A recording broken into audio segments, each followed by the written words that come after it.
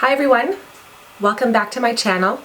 My name is Lisa Flanders. I'm a physiotherapist in Ottawa, Ontario, and I practice in women's health and pelvic floor physiotherapy. I have such a great topic to talk about today on It's Not TMI.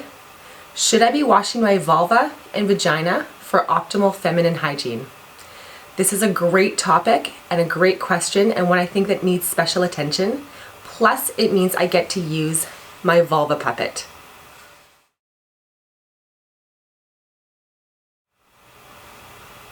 So you actually don't have to wash your vulva or your vagina, as they are both self-cleaning. You can think of it kind of like a self-cleaning oven. Women have a lot of glands that sit inside the labia majora, inside the labia minora, as well as inside the vagina, that function to produce fluids and circulate, discharging any unwanted bacteria or waste. Our labia also typically sit in a closed position, and that also helps to keep any unwanted waste or bacteria out. The inside of the vagina actually has an acidic pH, and washing with harsh soaps or feminine hygiene products can actually disrupt that normal pH balance. This might increase some of the odors that are coming out of your vagina or increase vaginal discharge as your body's trying to reset itself. This can actually also increase your risk of yeast infections. Sometimes the products that we use on the vulva can actually contribute to painful conditions.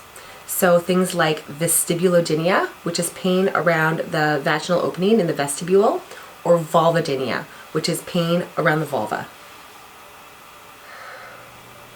So what about vaginal odor? There are many things that can contribute to a normal and healthy vaginal odor. Things like healthy bacteria, sex, sweat, your diet, and your menstrual cycle. Now, there are times that vaginal odor can actually indicate something is wrong. So if you have an abnormal vaginal odor that persists, then I highly recommend you speak to your healthcare professional. What are my tips for optimal vulvar care and hygiene?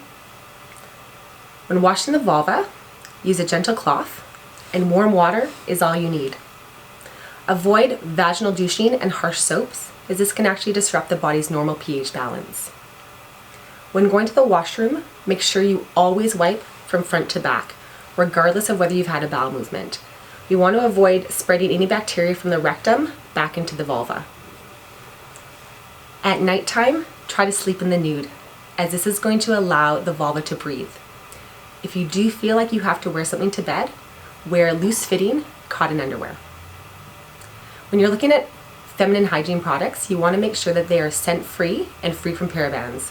This includes things like pads and tampons. If you're using a personal lubricant for intercourse, again, make sure that it's flavor, perfume, and paraben free. Lastly, look at everything else that comes into contact with your vulva. Things like laundry detergent and toilet paper should also be scent and paraben free. What is the take-home message from this video? Make sure you take care of your vulva, because a healthy vulva is a happy vulva. If you do have any pain, itching, or dryness around the vulva, or if you are highly susceptible to yeast infections, then I highly recommend that you speak with your doctor or other healthcare professional to start on a treatment plan that is right for you. I hope that you found this video helpful. Don't forget to tune in next time, where I'm going to be answering another question that you might be too embarrassed to ask. And remember, it's not TMI. Have a great day, everyone.